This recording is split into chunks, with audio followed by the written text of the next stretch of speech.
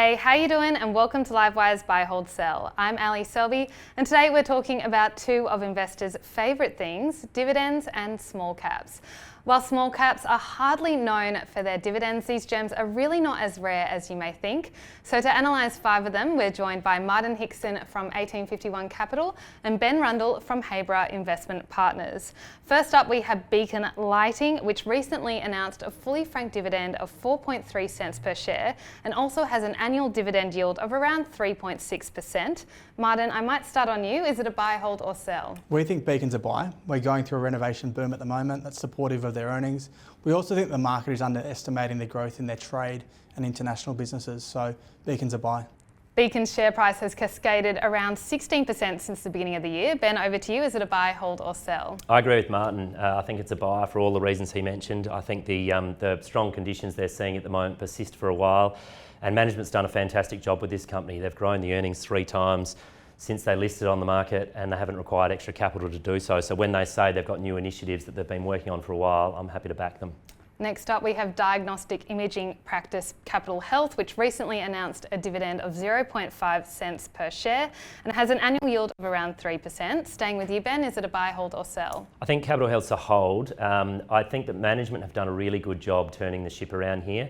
My concern is, though, in an inflationary environment, you're relying on the government to come to the party with their indexation and make sure that that keeps up with CPI, and I really can't see that happening, so it's a hold for now. Its share price has fallen around 13% since the beginning of the year. Is it a buy, hold or sell? We think it's a buy. The new CEO, Justin Walter's done a fantastic job turning the ship around, as Ben mentioned. They've got $100 million in firepower to deploy into acquisitions. Trades an EV/EBITDA multiple of 8 times versus private transactions being done at 12 times. So we think it's a buy. Let's talk Brickworks. It has an annual dividend yield of around 2.8% and announced a dividend of 40 cents per share. Is it a buy, hold or sell? Yeah, it's one for those investors that do like a dividend yield. The company's paid a dividend for 30 years without stopping, and that's as far back as my data goes. It's also very cheap, so no PE less than 10 times. Growing here in Australia based on the construction and renovation boom. Also has a growing North American business, so we think it's a buy. Its share price has dropped nearly 13% in 2022. Is it a buy, hold or sell? I agree. I think it's a buy. I think you've got a first-class management team.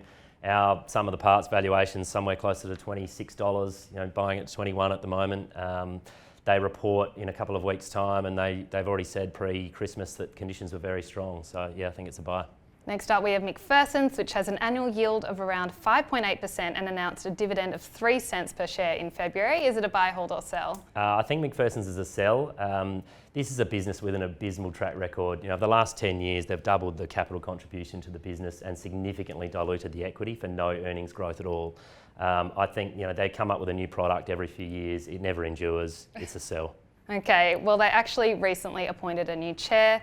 His name is Ari Mervis. He used to be a beer and dairy executive. Do you think he could turn the business around? Is it a buy, hold or sell? Unfortunately, I agree with Ben. I think it's a sell. It screens cheap, it's got a yield, but I think it's a value trap. They've had a lot of problems with a lot of their new products. Multics doesn't have a lot of pricing power. So yeah, we think it's a sell as well. Okay, last but certainly not least, we have MoneyThree, which has an annual yield of around 4.4% and announced a dividend of 6 cents in February. Is it a buy, hold or sell? We think it's a buy. They've just reported a very strong result in February. First half earnings up 30%. We think the guidance of greater than 50 mil profit is conservative, so we think MoneyThree is a buy.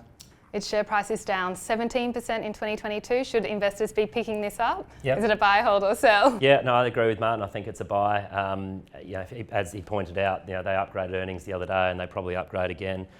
They've just got more funding as well, which can support their growth plans. So yeah, I think it's a buy. Well, there was plenty of buys in there for you today. We hope you enjoyed that episode of Buy, Hold, Sell. If you did, why not give it a like? Remember to subscribe to our YouTube channel. We're adding new content every week.